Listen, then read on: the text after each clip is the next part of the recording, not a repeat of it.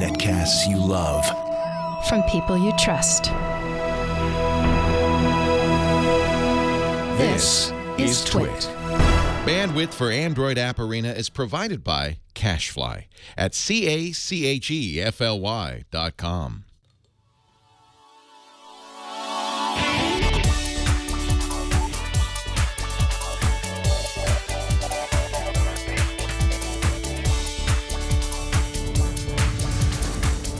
This is Android App Arena episode 30 for Wednesday, January 28th, 2015.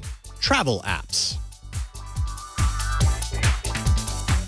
This episode of Android App Arena is brought to you by MeUndies. MeUndies is the most comfortable and hip underwear you'll ever wear. Check out all the styles and get 20% off your first order, plus free shipping at MeUndies.com/twit. Hello, everyone, and welcome to another episode of Android App Arena. I'm your host, Jason Howell. Tomorrow is kind of a big day for our family. My oldest daughter turns 5, and we've successfully hid the fact that we've already bought plane tickets, hotel accommodations, and 2 days worth of fun at Disneyland. She's going to flip her lid when we tell her the news. We're going to tell her tomorrow morning right after she wakes up, so it's going to be a lot of fun. It got me thinking about a few good travel apps that might make trips like this a bit easier to manage. From purchasing tickets, to tracking the trip, to finding good places to eat while you're there. I'm going to give you a few tools that you can use the next time you plan your own trip to Disneyland, or really wherever you might call your own slice of paradise. I'm not sure if I call Disneyland paradise, but anyways. Buckle up. Let's take a look at a few apps for travel in this week's Roundup. First up is the glorious act of spending gobs of money securing flights and hotel accommodations. I both love and hate this part. I hate it because I'm spending lots of money in an instant, and that's frightening. It reminds me that I'm not a millionaire, at least not yet. And I love it because the simple act of purchasing a plane ticket to someplace or hotel room takes that idea of let's go somewhere and makes it a reality. Once the purchase is made, that idea is set in stone, and you can officially look forward to your trip. Skyscanner is one of many travel search apps for Android that helps to facilitate this. Skyscanner actually has 3 separate apps for booking your trip. There's Skyscanner Flights, Skyscanner Hotels, and Skyscanner Car Rentals. First up is Skyscanner Flights. Search results for flight destinations might take a few seconds to populate as Skyscanner runs the query through a large list of airlines, and the resulting list is sorted by price by default, though, of course, that's totally tweakable. Filter options are very dense, including number of stops, duration of the flight, even this mobile sites toggle that only returns results from providers that will offer a pleasant mobile booking experience. I found prices to be as cheap, if not less expensive in some cases, when compared to Kayak. Then there's Skyscanner Hotels that gets you in the mood for a nice getaway with its graphic-rich backgrounds pulled from various destinations. Search results are presented in large graphic tiles that can be swiped to see photos of each listing. And diving into any one entry gives a number of pricing options for the selected hotel, pulled from a number of travel agencies, as well as the hotels themselves.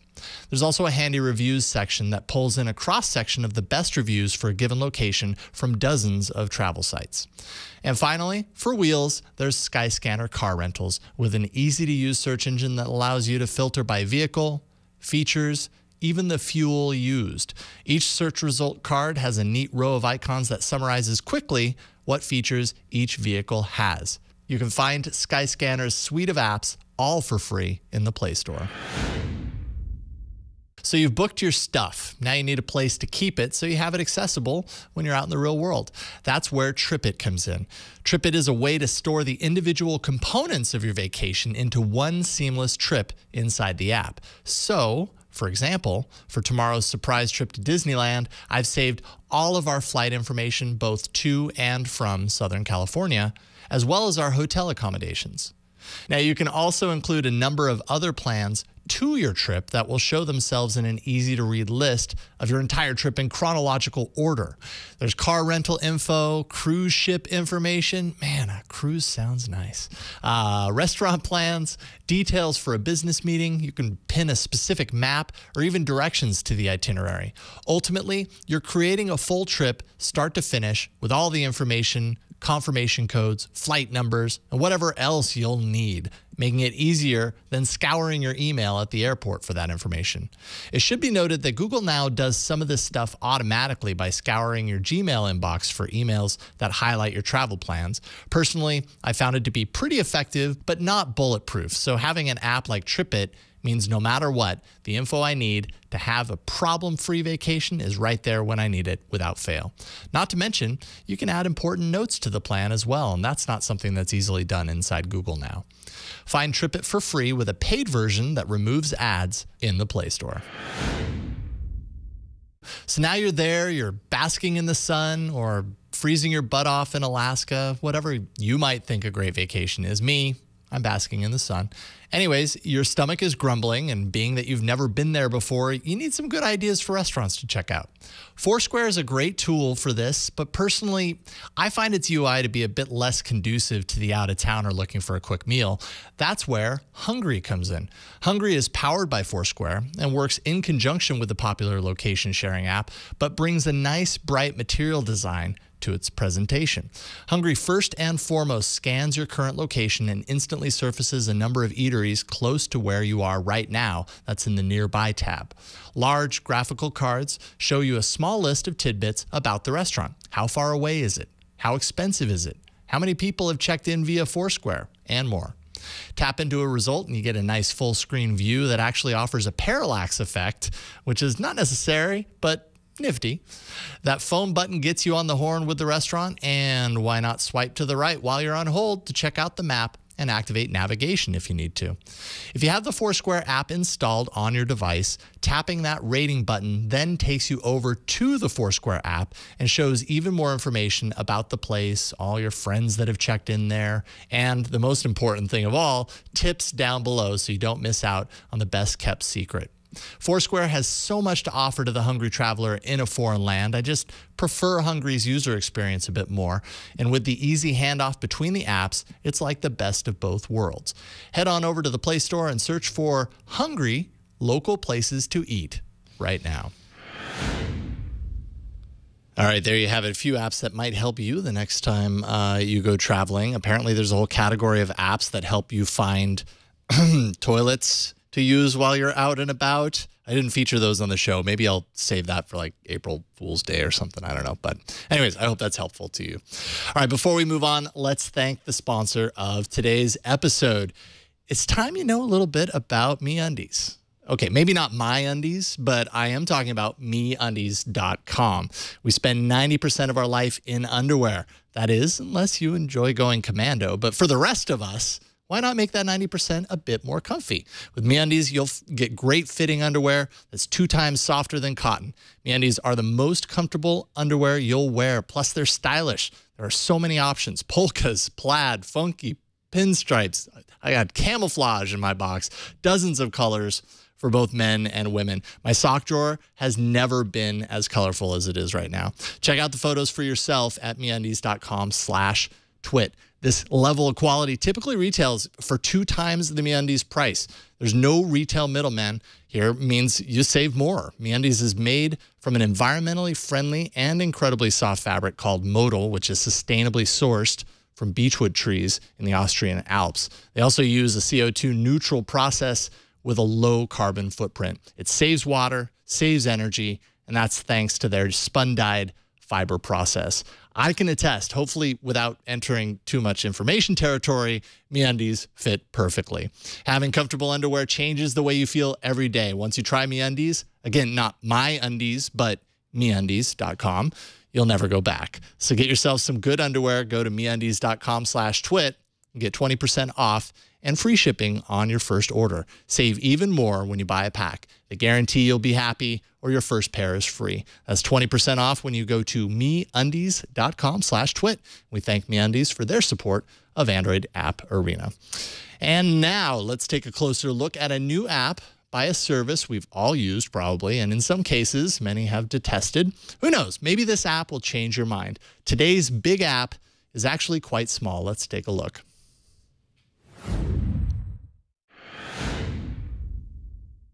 Now, how many times have I read someone on the internet say, the best mobile version of Facebook is the website inside a browser? Basically, the story goes that the official Facebook app itself is so bloated, so jam-packed full of features that it's a pain to use. Facebook has done a lot of good to its Android efforts this past year, I think, but for those hoping for an even more scaled-down app offering, there's the newly unveiled Facebook Lite. This is, for all intents and purposes, Facebook's mobile site wrapped up inside an app. By doing this, Facebook has cut the footprint of the app down from 27 megabytes in the official app to only 251 kilobytes in Facebook Lite. The goal is to make Facebook scale to lower power devices, all the way down to Android 2.2. And that's a particular benefit to developing nations around the world where fast data speeds and high-end phone specs aren't nearly as abundant.